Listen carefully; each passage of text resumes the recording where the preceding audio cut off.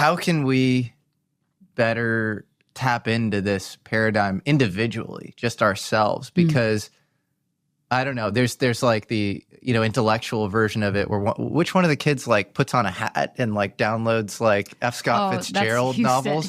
That's Houston. Yeah. It's so remarkable. So there's like that, there's that element, and then there's just the love and unity element, which is probably most important. Yeah.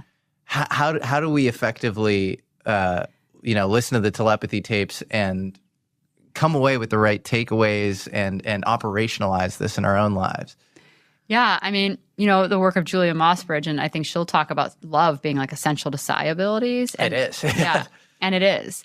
And I think part of the unconditional love you see from the parents to their non-speaking children, and teachers to their non-speaking students, but also from the non-speakers to these individuals being so often, hopefully, being patient and giving and loving and sacrificing to try to take care of them, in a very difficult body often. And that is a situation surrounded with love and sacrifice. And it is within that situation where these beautiful things, these beautiful gifts manifest most easily. And even if you think about your own life, right, where you might have had a moment of seeing a loved one right before they passed, or knowing something is like really wrong with someone that you care for, it's because you love them usually, right? And it's usually in a moment of like fear for them or their life or their well-being. So I think a lot of these things come back to love. But we know it's part of us because the Vikings talked about it, like old Celtics did, the Native Americans did.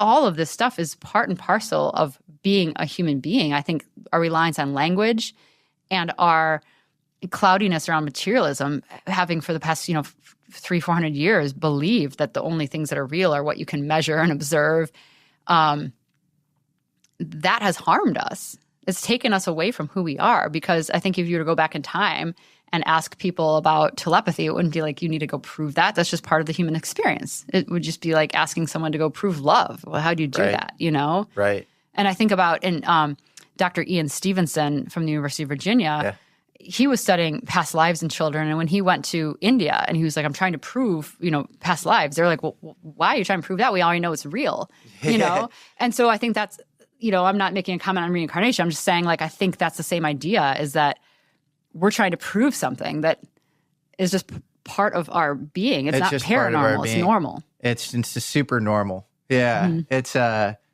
It's so interesting. Yeah. It's like with the whole UFO disclosure conversation.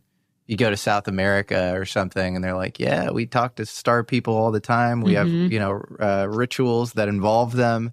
But it's like, but we're going to be the ones, our government is going to disclose this. There's going to be a file and we're going to like sort of let it out. And that same friend I mentioned prior who, studied at the Princeton Parapsychology Lab for decades, who I just, in my mind, beyond reproach, just a really good person and beyond rigorous as well. And one of the smartest people I know. Would say that, you take these random event generators. That was his like staple experiment. And so you're tying, this 1-0 output to something that's, conventionally thought of as random in quantum mechanics. Yeah. So, radioactive isotope decay or something like that, which with a known statistical distribution over a long enough time scale, you expect there to be the same amount of ones and zeros because it's a perfect digital coin flip, within a standard deviation. And there's a real effect that your mind can have on the output. And the dirty little secret that like, he's like, this is well known in REG, random event generator circles, is that your heart-centeredness is somehow commensurate with your ability to affect the output on the random event generator. And so, if that isn't like a new religious movement, I don't know what is, it's really this amazing thing where it's like, your mandate is to go within, and if there are any kind of impure intentions to fix that, because that is literally your it's also your kind of ability to render the material world in a way. It's so interesting. And I don't know if I talked about this in the series or not, but for the teachers who were able to build a two-way telepathic link with their students, which is a phenomenon in and of itself, teachers hearing their students back. So two-way telepathy. I mean, right there, that proves that we can do this. And again, I don't know if the non-speakers just being in that loving, supportive space with them helps turn it on or what. But for a lot of these cases, the students often, like, their first words will be tune into my heart. Like, that's the first thing Asher said to Jess, was like, tune into my heart. And I love that. It's not saying think about my heart, it's saying tune. You know, like, think of that frequency, like, tune into my heart. Yeah. And so, you know, I don't have like a rule book or, like, you know, manual on how to do that. But I just think if you sit there and think about someone you love and concentrate on what you're grateful for and that person and how your life has changed because of that person and what they represent, you can feel someone even if they're not speaking to you, right? I think it's good there's no rule book. I think it's good that you have to audit what's going inside of you. And it's this kind of messy thing that really involves your personal growth and evolution as a person. Yeah. And it's funny, in the, like, UFO world, a lot of people are like, well, you know, what do you know, or whatever, you know. And it's not like it's like, you know, I think it's an awareness. And, like, I think these kids are on a whole other level with their awareness. It's not like a file you can give somebody. You know, it's not this semantic body of information. And that comes through auditing the self and through personal growth. And that's, you know, something you can't short circuit. No. I'm smiling because I just thought about something that, too, you know, in terms of this tuning into something, you also have to give yourself space to validate that, like, maybe an idea or a thought or an image isn't coming from your own mind. Yes. And that had never occurred to me until 3 nights ago. Like, think about this. I've been working on this for almost 4 years. Like, 3 nights ago, I woke up with this extreme vision of something that had to be in the film. And it had to do with like finding a real metaphorical hill and bringing as many non-speakers there together and making it beautiful and like a really like spiritual place. And Houston was like very prominent in this dream. And so I woke up in the morning and I wrote Katie and I said, does Houston send me images at night about the movie? Can you ask him if he just did that? And she wrote back and she asked Houston, and Houston said, yes, I do send Kai images. And here I was thinking, I'm having this idea about the film. Well, maybe it wasn't my idea. Maybe it was Houston's idea. I think it probably was. And he was trying to convey something to me. Oh, wow. And I didn't, for so long, I've just been taking it as, oh, okay, here's this idea I had in the middle of the night when, you know, you're the most like open to this stuff. Yes.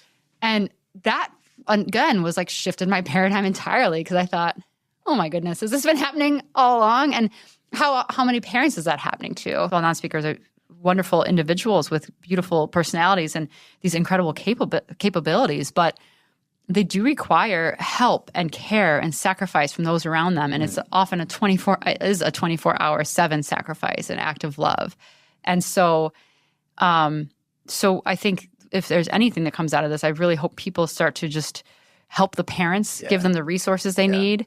And that will help the non-speakers very much as well, but also giving the non-speakers resources and help and friendship. Like I loved going to a bar with Houston, and Houston just had a beer. Yeah. You know, we were all sitting at the table, and Dr. Powell was there and Dr. Jeff Tarrant. Like this was one of the nights we were filming, and Houston just had his like Budweiser and was like, you know, typing along. And I remember thinking at the table, I wish I lived in Atlanta and I could do this all the time with Houston. Like I love watching football or whatever. And yes, I mean, just like all of us, you want a loving relationship, you want friends.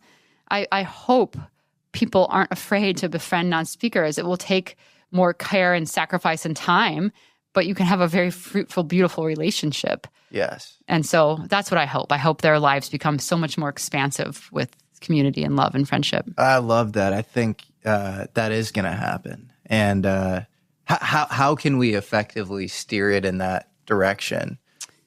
Well, I was thinking about this a lot because one of the things Katie talked about, which broke my heart, was how for so many parents with non-speakers who have a hard time controlling their body and might be stimming and making noises, how hard it was just to even go out in social situations, to go to a bar, to be on an airplane, to go to a movie. Because the way she said it was, you know, we're always worried about affecting like the normal people and, you know, or their children being afraid of my child. And so we have to go.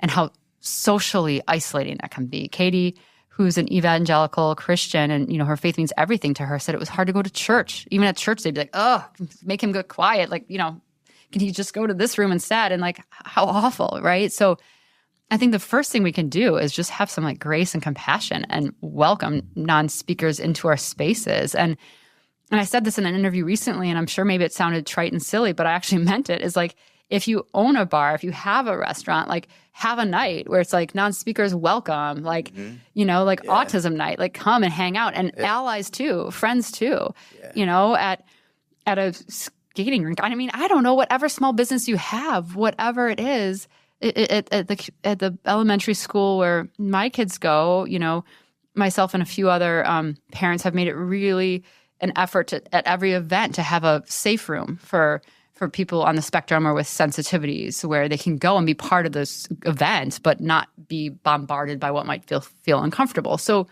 we can all do something in our own world to make society easier for non-speakers and their families to go out and participate in. Right there would be huge.